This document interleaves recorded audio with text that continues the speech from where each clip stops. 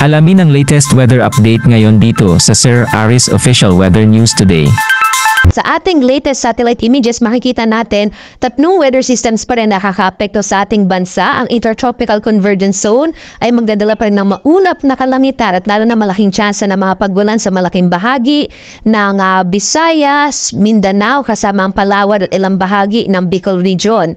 Ang shear line naman o banggaan ng mainit at malamig na hangin ay magdadala pa rin ng mga paggulan at maulap na kalangitan, partikular na sa ilang bahagi sa may northern Luzon, habang ang amihan o northeast monsoon ay magdadala pa rin ng mga mahihinang paggulan, partikular na sa may bahagi na extreme northern Luzon, yung area ng Batanes kasama yung Babuyan Islands. At makikita po natin sa ngayon, wala tayong minomonitor na namang low pressure area sa loob at labas ng Philippine Area of Responsibility. Kaya wala tayong inasahang bagyo sa mga susunod na araw. At generally po, ngayong taong 2024, nakalabing 8 bagyo po ang pumasok at nabuo sa loob ng Philippine Area of Responsibility. Sa iba pang bahagi ng ating bansa, kasama na dyan ay ilang bahagi sa Luzon kasama ang Metro Manila, inaasahan pa rin natin generally fair weather, pero ibig sabihin posible pa rin yung mga isolated rain showers and thunderstorms, isolated light rains naman dito sa may Ilocos region. Dito nga sa Luzon, ang inaasa natin magiging lagay ng panahon ay malaki yung tsansa ng mga mahihinang paggulan dulot ng amihan, partikular na dito sa may Batanes kasama yung Babuyan Islands, habang sa iba pang bahagi ng eastern na section ng Luzon kasama dyan yung Cagayan Valley at gayon din sa ilang bahagi ng Aurora at Quezon Province at ilang bahagi ng Bicol Region ay makararanas pa rin na maulap na kalangitan na may mga kalagkat na mga paggulan, pagkidlat, pagkulog. Dulot po yan nitong pag-iral pa rin ng shear line at ng Intertropical Convergence Zone.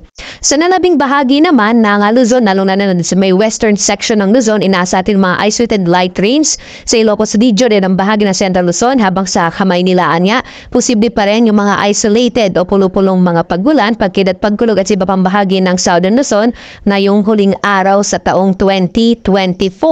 Agwan ng temperatura sa Lawag, 25 to 30 degrees Celsius at Tuguegarao hanggang 27 degrees Celsius, 17 to 24 naman sa Baguio, habang sa Metro Manila 24 to 31 degrees Celsius, sa Tagaytay 22 to 29 degrees Celsius, sa Legazpi 25 to 30 degrees Celsius.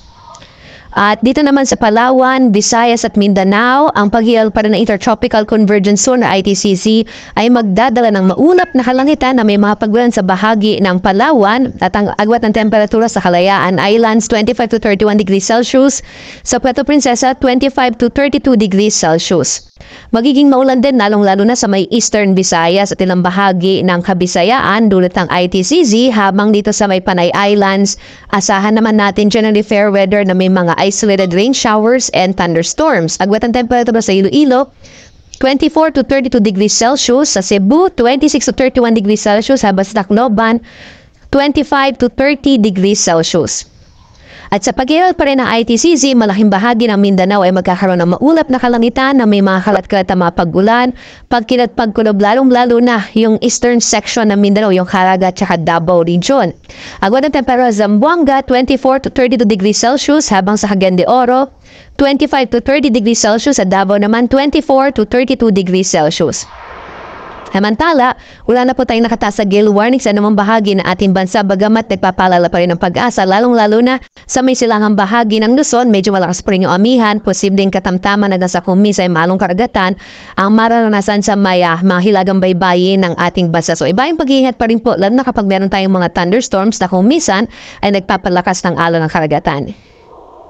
Bukas naman, unang araw sa taong 2024, posibleng makaranas ng katamtaman hanggang sa malalakas sa mga paggulan yung eastern section ng Visayas at ilang bahagi ng Bicol Region. Ito ay dulot ng ITCZ o Intertropical Convergence Zone. Kaya iba yung pag-iingat po sa mga posibilidad na mga biglang pagguho ng lupa. At sa January 2, araw ng Huwebes naman, posibleng umiral yung shear line na magdadala ng mga paggulan dito sa may eastern section ng Luzon. So iba yung pag-iingat din po dahil posible rin yung mga pagbaha, mga flash floods and landslide. Inaasahan din natin towards the weekend sa pag-ira ng shear line, malaking bahagi ng Luzon, kasama na dyan yung Metro Manila, ay posibleng maging maulap yung kalangitan na may mga kalat-kalat na mga paggulan, pagkidlat, pagkulog. Ang araw naman natin sisikat mamayang 6:21 ng umaga tunubog, ganap na 5:38 ng gabi.